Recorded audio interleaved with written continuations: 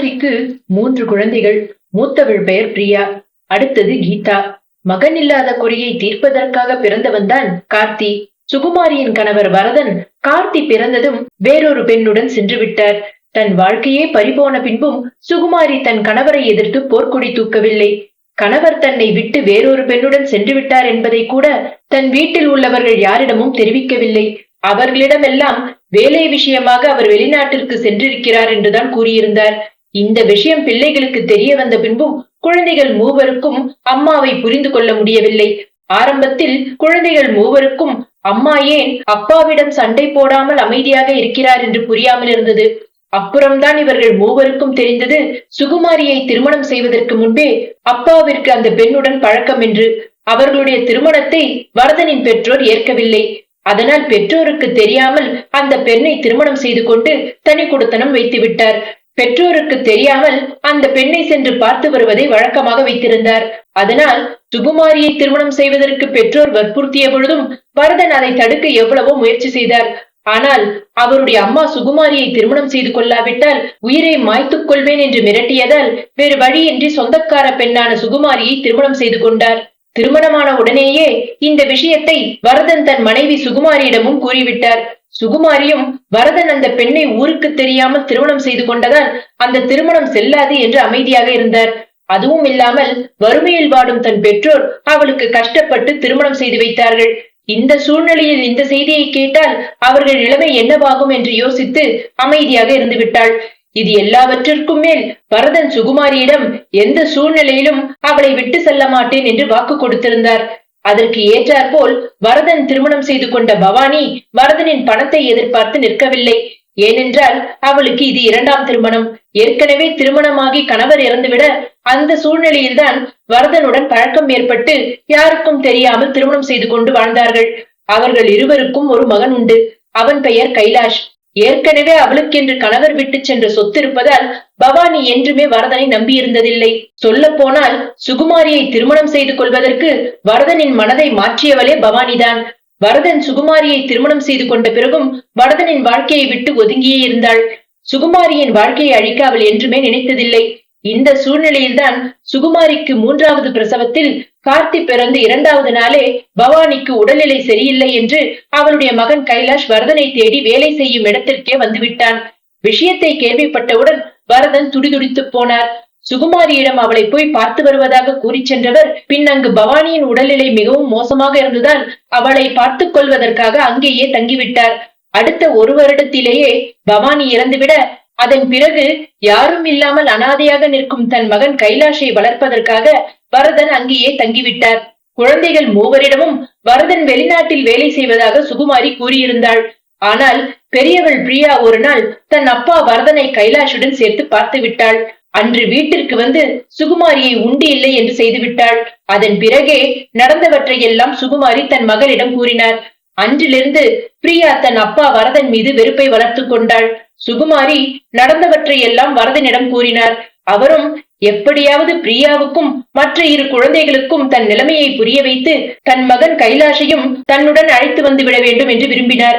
எல்லோரும் ஒரே குடும்பமாக வாழ வேண்டும் என்று வரதனுக்கு ஆசை. ஆனால் பிரியா அதற்கு இடம் கொடுக்கவில்லை. இருந்தாலும் வரதன் அதற்கான சந்தர்ப்பத்தை எதிர்நோக்கி காத்திருந்தார். இப்படியே காலங்கள் உருண்டோடியது. வரதனும் என்றாவது ஒரு நாள் தானும் தன் மகன் கைலாஷும் தன் குடும்பத்துடன் சேர்ந்து வாழ்வோம் என்ற நம்பிக்கையில் வாழ்ந்து வந்தார்.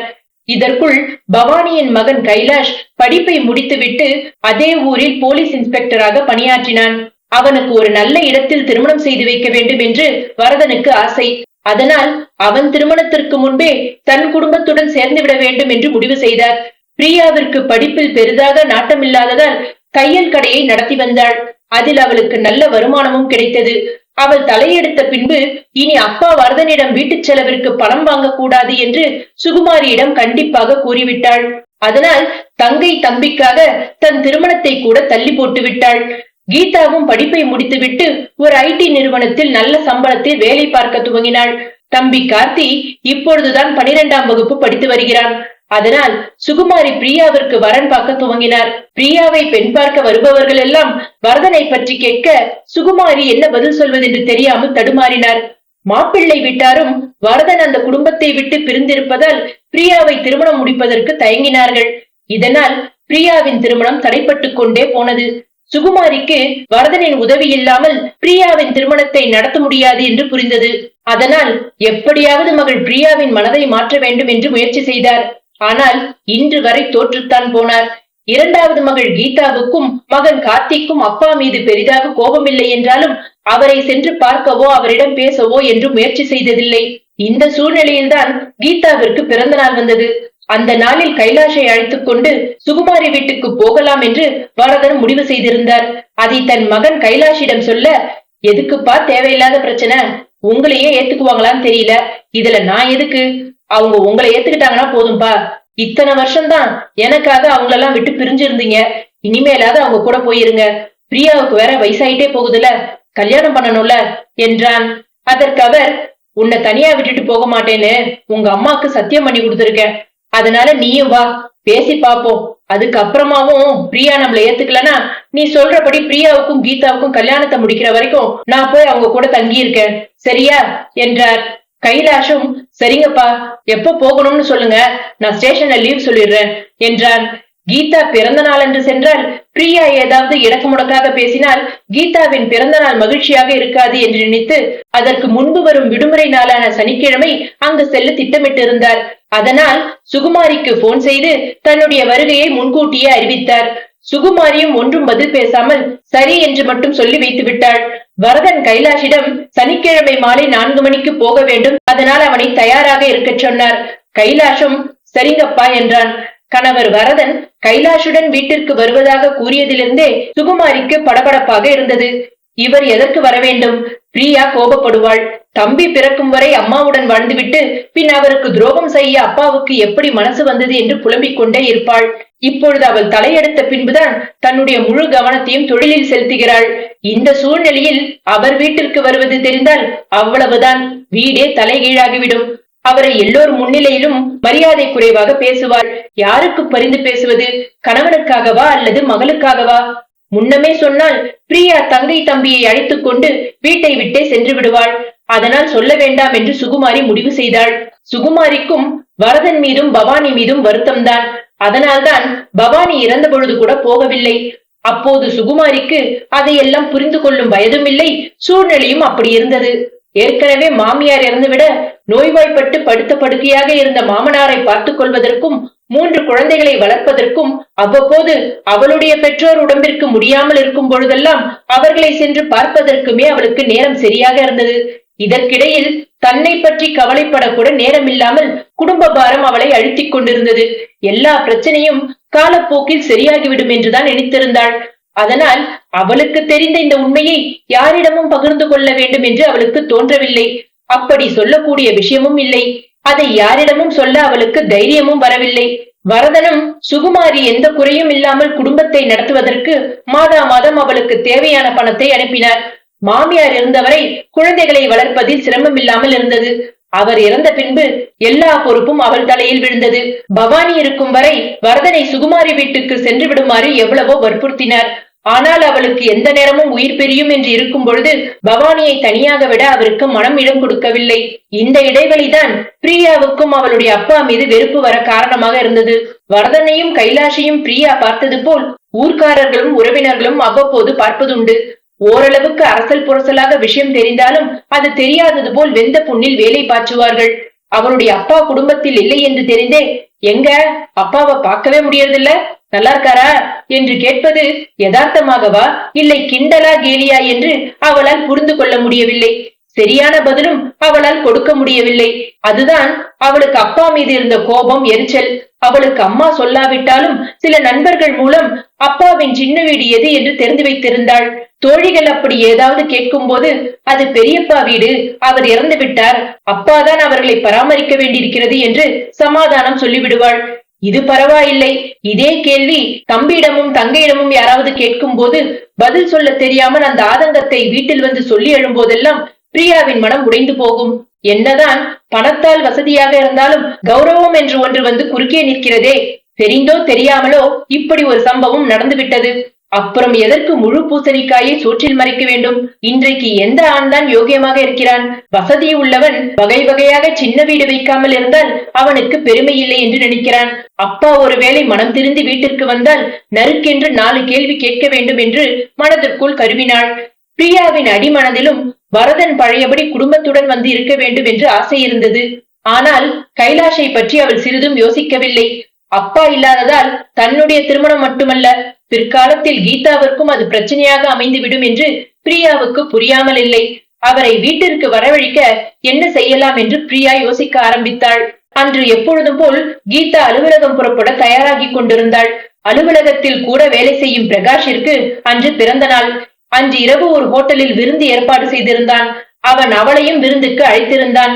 அந்த கம்பெனியில் அடிக்கடி பார்ட்டிக்கு செல்வார்கள் என்று கீதா கேள்விப்பட்டிருக்கிறாள். ஆனால் அவளுடைய டீமுடன் செல்வது இதுதான் முதல் முறை. அதனால் கீதாவுக்கு தயக்கமாக இருந்தது. இதை எப்படி அம்மாவிடமும் அக்காவிடமும் சொல்வது என்று யோசித்துக் கொண்டிருந்தாள். விருந்து என்றாலே மது கண்டிப்பாக இருக்கும். அதுவும் பிறந்த நாள் விருந்து என்றால் சொல்லவே வேண்டாம். வைன் சாப்பிட்டால் உடம்புக்கு நல்லது என்று கட்டாயப்படுத்துவார்கள். அவளுடைய டீம் லீடர் ரேஷ்மா திருமணமானவள். ரேஷ்மா, கீதா இருவரும் தான் அந்த டீமில் பெண்கள். மீதமுள்ள 8 பேரும் ஆண்கள். அதில் பிரகாஷ் மட்டும்தான் திருமணமாகாதவன். துணைக்கு கூட யாரும் இல்லை. ரேஷ்மா அவளை கொண்டு சென்று வீடு சேர்க்கும் ஆளாய் பார்த்து பிடித்துக்கொண்டு குடித்து கும்மாளம் அடிப்பாள். அவளை விட்டால் வேறு துணையும் கிடையாது. இந்த திருமணமான ஆண்கள் வீட்டிலிருந்து போன் வரும் வரைதான் ஆட்டம் போட்டுக் கொண்டிருப்பார்கள். போன் வந்ததும் துண்டை காணும் துணியை காணும் என்று ஓடிவிடுவார்கள். அவர்களில் யாரை நம்பியும் விருந்தில் கலந்து கொள்ள முடியாது. முடிந்த பிறகு தனியாக கேப் பிடித்து வருவது தனக்கே சூனியம் வைத்துக் கொண்ட மாதிரி. வர முடியாது என்று சொன்னாலும் அடுத்த விருந்து வரும் வரை கலாய்த்து தள்ளி விடுவார்கள். தலையையாவது காட்டிவிட்டு வர வேண்டும் என்று யோசித்தபடியே அவள் அம்மாவிடம் சென்றாள். அம்மா என்று கீதா கூப்பிட்டதும், என்னடி, என்ன பிளான் பண்ற என்று அம்மா கேட்க, ஒண்ணுமில்ல, ராத்திரி வரத்துக்கு லேட் ஆகும், ஒரு பார்ட்டி இருக்குமா. எனக்கு தெரியாது, உன் அக்காவை கேளு, அவளுக்கு ஓகேனா எனக்கு ஓகேதான் என்றார். அக்காவிடம் அனுமதி கேட்பதற்கு கேட்காமலேயே இருந்து விடலாம். அப்பா இல்லாத குறையை இந்த குடும்பத்தில் தீர்த்து வைப்பவள் அக்கா பிரியாதான். அவளை மீறி அம்மா கூட எதுவும் செய்ய முடியாது. ஏற்கனவே கல்லூரியில் படிக்கும் பொழுதே பார்ட்டிக்கு போனால் போகுது என்று சம்மதித்தாள். இப்பொழுது கேட்டால் கண்டிப்பாக ஒத்துக்கொள்ள மாட்டாள். சரி, வலையை வீசி பார்ப்போம் என்று அக்காவை தேடினாள். அக்கா, இன்னைக்கு ஒரு பார்ட்டிக்கு போனோம், போயிட்டு வரட்டுமா என்று கேட்க, பிரியா சற்று அவளை முறைத்துவிட்டு, சரி போ, ஆனா காலேஜ்ல படிக்கும் போது கண்ணு மண்ணு தெரியாம குடிச்சிட்டு வந்தியே, அந்த மாதிரி எல்லாம் வரக்கூடாது, புரியுதா? திரும்ப வர லேட் ஆகும்ல, நானே வரேன். நான் கடையை மூடினதுக்கு அப்புறமா நீ சொல்ற ஹோட்டலுக்கு வந்துடுறேன், ஓகேவா என்று கேட்க, அவளை எதிர்த்து என்ன பதில் சொல்ல முடியும்? சரிக்கா, சாயங்காலம் ஹோட்டல் பேர மெசேஜ் பண்றேன், மறக்காம வந்து என்ன பிக்கப் பண்ணிக்கோ என்று சொல்லிவிட்டு கிளம்பினாள். அக்கா வருவதால் திரும்பி வருவதில் பிரச்சனை இருக்காது. என்ன, தண்ணியை டேஸ்ட் பார்க்க முடியாது. அக்கா வருவதே கூட வேலை செய்பவர்களை பற்றி விசாரிக்கத்தான். அனைவரும் மாலை அவசரமாக வேலையை முடித்தார்கள். கீதா ஆபீஸுக்கு வரும்பொழுதே பார்ட்டிக்கு செல்வதற்காக ஒரு செட்டு டிரெஸ் எடுத்து வைத்திருந்தாள். அலுவலகத்திலேயே உடையை மாற்றிக்கொண்டு கொஞ்சம் மேக்கப் போட்டுக்கொண்டு தயாரானாள். போகும்போது 4 பேர் சேர்ந்து ஒரு கேப் பிடித்து போய்விட்டு அந்த லொகேஷன் பிரியாவிற்கு அனுப்பி வைத்தாள். 7 மணிக்கு தொடங்கிய காக்டெயில் பார்ட்டி 8 மணிக்கு உச்சம் தொட்டது. இப்பொழுது டின்னர் சாப்பிட ஆரம்பித்தால்தான் 10 மணிக்கு முடியும். 2வது சுற்று காக்டெயில் 9 மணிக்கு தொடங்குவார்கள். அக்கா வந்தால் கிளம்பி விடலாம். அதுவரை சூப், ஜூஸ் என்று குடித்து வயிறு நிறைந்து விட்டது. பேருக்கு கொஞ்சம் சிக்கனை குறிக்க தொடங்கினாள். எல்லாம் குடித்துவிட்டு தலைகால் புரியாமல் ஆடத் தொடங்கினார்கள். அதில் நேரம் போனதே தெரியவில்லை. கீதா போனை எடுத்து டைம் பார்க்க மணி 9:30 என்று காட்டியது. இந்த டின்னர் முடிய 10:30 மணியாவது ஆகும். இன்னும் அக்கா வரவில்லை. ஹாலில் சத்தம் அதிகமாக இருந்ததால் ரெஸ்ட் ரூம் பக்கம் சென்று அக்காவை கூப்பிட்டு பார்க்க நாட் ரீச்சபிள் என்று குரல் ஒலித்தது. ஒருவேளை வீட்டுக்கு போயிருப்பாளோ என்று அம்மாவை கூப்பிட்டு கேட்க, அம்மா அவள் கடையை மூடிவிட்டு ஹோட்டலுக்கு வருவதாகத்தான் சொன்னாள் என்று சொல்லிவிட்டார். மீண்டும் கூப்பிட அதே பதில்தான். சரி, இதற்கு மேல் இங்கிருந்தால் வீடு திரும்ப கேப் கிடைக்காது என்று நினைத்து ஹாலுக்குள் வந்து பிரகாஷை தேட, அவன் போதையின் உச்சகட்டத்தில் இருந்தான். அவனுக்கு சொன்னாலும் புரியாது என்று ரேஷ்மாவை தேடினாள். 5 நிமிடம் தாமதித்தால் அவளும் மட்டையாகி விடுவாள் போல் இருந்தது.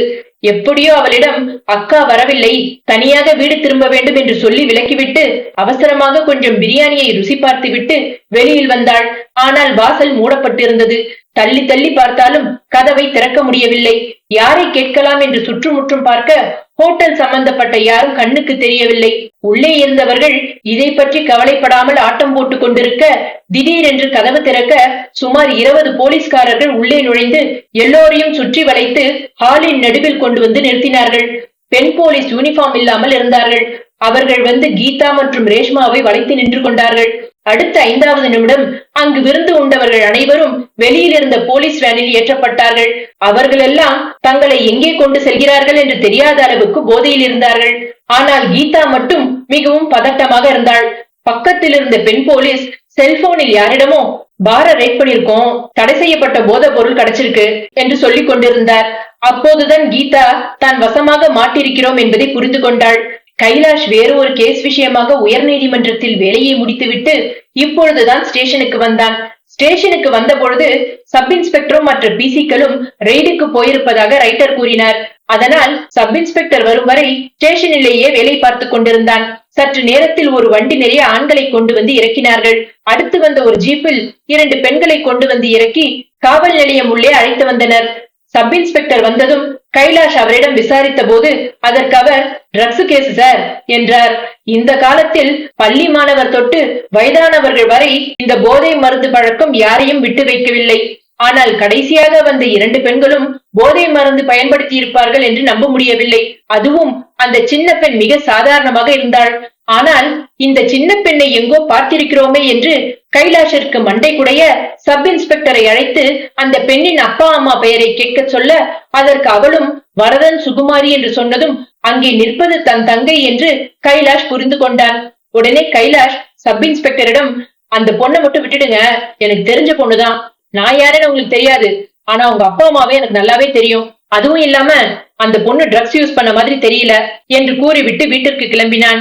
எஸ்ஐயும் பிசியை அழைத்து அந்த 2 பெண்களின் அட்ரஸ் போன் நம்பரை வாங்கிக் கொண்டு விட்டுவிடுங்கள் என்று கூறினார். காவலரும் எஸ்ஐ சொன்னபடி செய்ய கீதா ரேஷ்மா இருவரும் காவல் நிலைய வாசலுக்கு வந்தனர். நேரமாகிவிட்டதால் எப்படி செல்வதென்று தெரியாமல் இருவரும் தவிக்க வீட்டிற்கு செல்வதற்காக வண்டியை எடுத்துக் கொண்டிருந்த கைலாஷ் அவர்கள் அருகில் சென்று, எப்படி வீட்டுக்கு போறீங்க என்று கேட்க கீதா சத்தமாக அழத் தொடங்கினாள். இதுவரை கைலாஷ் கீதாவை நேரில் சந்தித்ததில்லை. அப்பா ஒரு முறை இவர்கள் உன்னுடைய தம்பி தங்கைகள் என்று போட்டோவை தான் காண்பித்தார். அதனால்தான் காவல் நிலையத்தில் கீதாவை அவனால் அடையாளம் காண முடிந்தது. வீடு கொண்டு போய் விட்டுமா என்று கீதாவிடம் கேட்க, இல்ல இல்ல அக்காவிய வர சொல்றேன் என்றாள். சரி கூப்பிடு, அவங்க வர வரைக்கும் நான் வெயிட் பண்றேன் என்று அவளிடம் சொல்லிவிட்டு ரேஷ்மாவை பார்த்து, உங்க வீட்ல இருந்து யாராவது வருவாங்களா என்றான். அவளும், எனக்கு ஒரு கேப் கிடைச்சா போயிடுவேன் சார் என்று சொல்ல கைலாஷ் அவளுக்கு கேப் தேடினான். இதற்கிடையில் கடையை மூடிவிட்டு பிரியா கீதா சொன்ன இடத்திற்கு சென்றாள். அங்கே போலீஸ் ரைட் நடத்திய விஷயத்தை கேள்விப்பட்டு பதறி போய் ஸ்டேஷனுக்கு வந்து கொண்டிருந்தாள். அதற்குள் கீதா பிரியாவை தொடர்பு கொண்டாள். அவள் போனை எடுத்ததும், எங்கக்கா போன, எவ்வளவு நேரம் வெயிட் பண்ண தெரியுமா, நீ வராததுனால இப்ப நான் எவ்வளவு பெரிய பிரச்சனையில மாட்டிருக்கேன் தெரியுமா என்று வாய்க்கு வந்தபடி கத்தினாள். உடனே பிரியா, என்னடி பிரச்சனை, எதுக்கு உன்னை கூட்டிட்டு போயிருக்காங்க, நான் எத்தனை தடவை போன் பண்ண தெரியுமா, நீதான் போனை எடுக்கவே இல்ல என்று பதிலுக்கு கீதாவை கத்த, ஸ்டேஷன் என்ன விசாரிச்சுக்கிட்டு இருக்காங்க, நான் எப்படிக்கா போன் எடுக்க முடியும் என்று அழுது கொண்டே கூறினாள். சரி சரி வந்துகிட்டே இருக்கேன், ஒன்னும் பயப்படாத, நான் வந்துடுறேன் என்று கூறிவிட்டு வண்டியின் வேகத்தை கூட்டினாள். கீதா பேசியதை கேட்டு இன்னும் சற்று நேரத்தில் பிரியா அங்கு வரப்போகிறாள் என்று கைலாஷ் புரிந்து கொண்டான். சற்று நேரத்தில் பிரியா வர கீதா ஓடி சென்று அவளை கட்டி பிடித்துக் கொண்டாள்.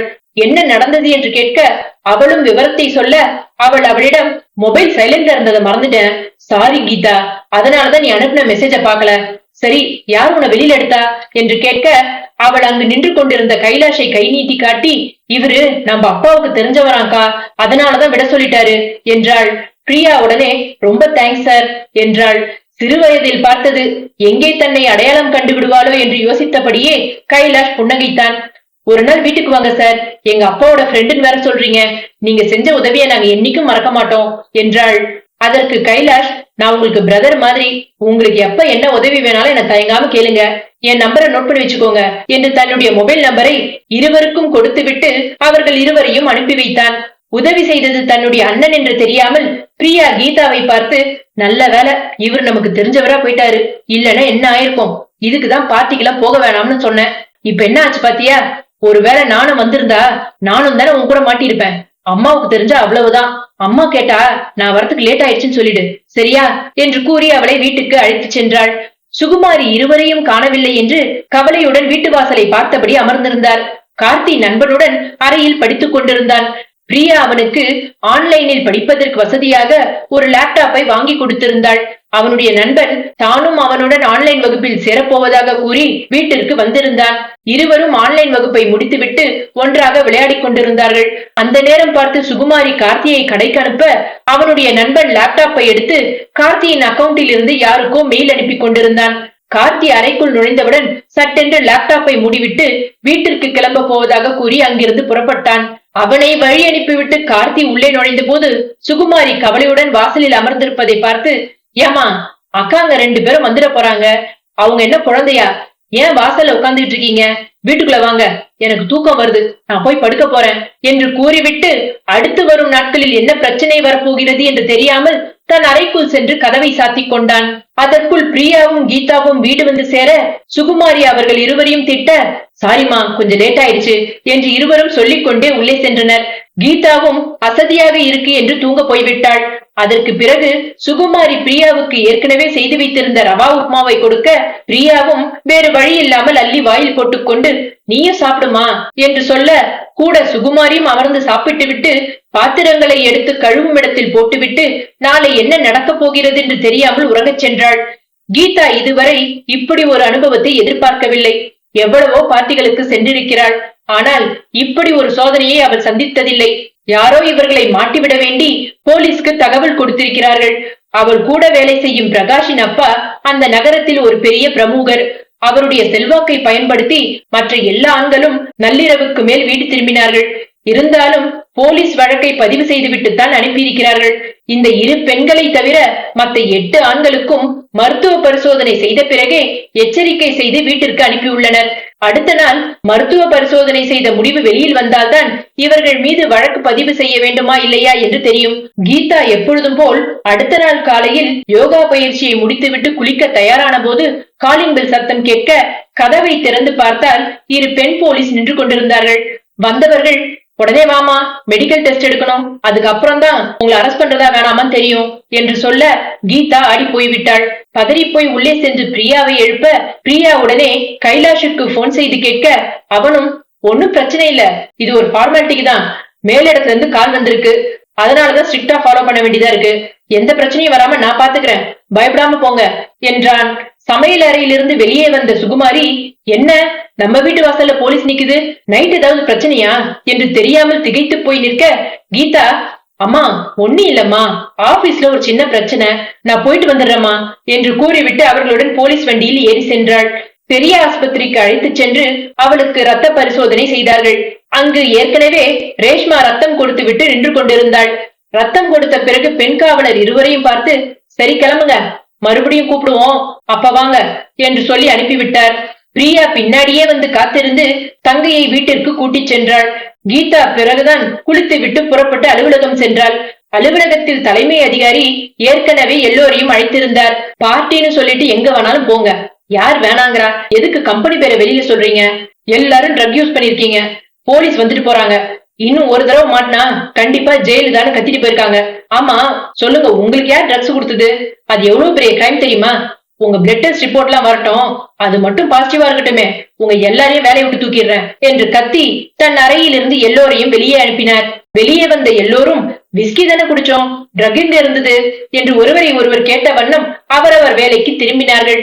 2 நாட்களாக நேரம் சரியில்லை என்று நினைத்துக் கொண்டு பிரியா வேலையை பார்க்க அடுத்து வந்த நாளும் அவளுக்கு நல்ல நாளாக அமையவில்லை. மீண்டும் வாசலில் போலீஸ் வந்து நின்றது. இம்முறை தம்பி கார்த்தியை தேடி வந்திருக்கிறார்கள். காரணம் கேட்டபோது கூட படிக்கும் பெண்ணிற்கு ஆபாசமாக மெயில் அனுப்பியதாகவும் அதன் கூடவே ஆபாச படங்களை அந்த பெண்ணுக்கு அனுப்பி பாலியல் ரீதியாக துன்புறுத்தியதாக கூறினார்கள். பாதிக்கப்பட்ட பெண்ணின் புகாரின் அடிப்படையில் விசாரிக்க கார்த்தியை அழைத்து செல்ல வந்திருக்கிறார்கள். இதை கேட்டவுடன் பிரியாவும் சுகுமாரியும் அதிர்ச்சியானார்கள். அலுவலகத்திற்கு கிளம்பிக் கொண்டிருந்த கீதா சத்தத்தை கேட்டு வெளியே வர அங்க போலீஸ் நிற்பதை பார்த்தவுடன் தன்னை தேடிதான் போலீஸ் மறுபடியும் வந்திருக்கிறது என்ற பயத்தில் பிரியாவின் பக்கத்தில் வந்து நிற்க விஷயத்தை கேள்விப்பட்டவுடன் அவளும் அதிர்ந்து போனாள்.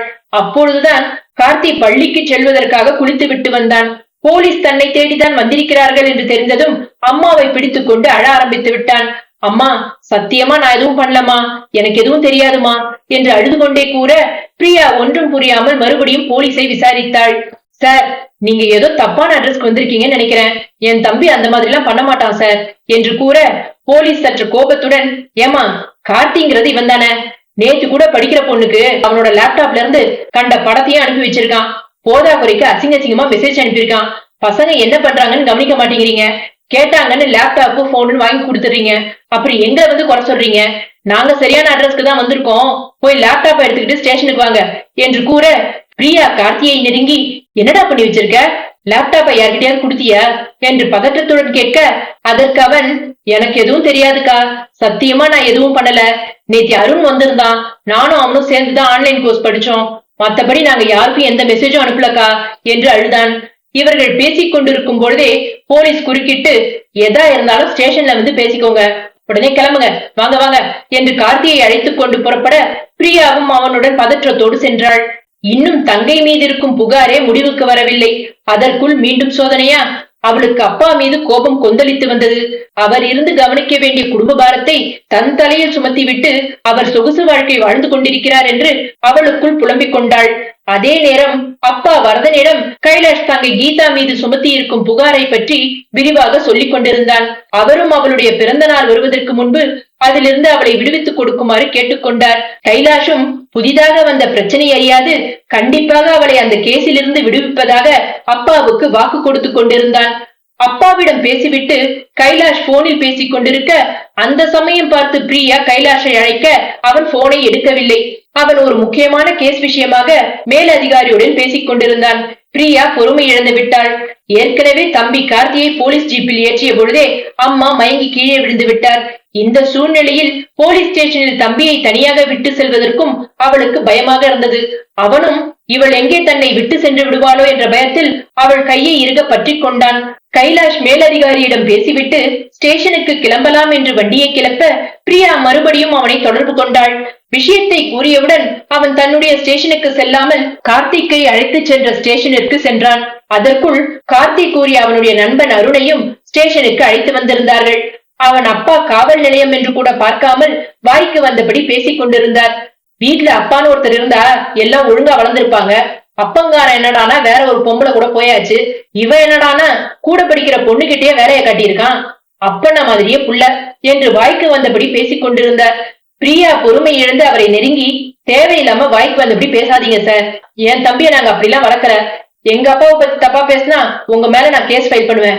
இன்னும் கொஞ்ச நேரத்துல யார் தப்பு பண்ணா தெரிஞ்சிட போகுது. எதுக்கு அனாவசியமா பேசிக்கிட்டு இருக்கீங்க என்றாள். அதற்குள் கைலாஷும் ஸ்டேஷனுக்குள் நுழைந்தான்.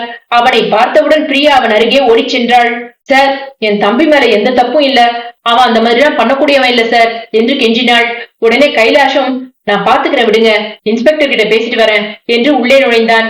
இவனை பார்த்தவுடன் அங்கே இருந்த இன்ஸ்பெக்டர், என்ன கைலாஷ் இந்த பக்கம், ஏதாவது முக்கியமான கேஸா என்று கேட்க, இல்ல 2 ஸ்கூல் பசங்களை கூட்டிட்டு வந்திருக்கீங்கல்ல, அதுல ஒரு பையன் என்னோட ரிலேஷன், என்ன கேஸ்ல புக் பண்ணிருக்கீங்க என்று தெளிவாக விஷயத்தை கேட்டு தெரிந்து கொண்டான்.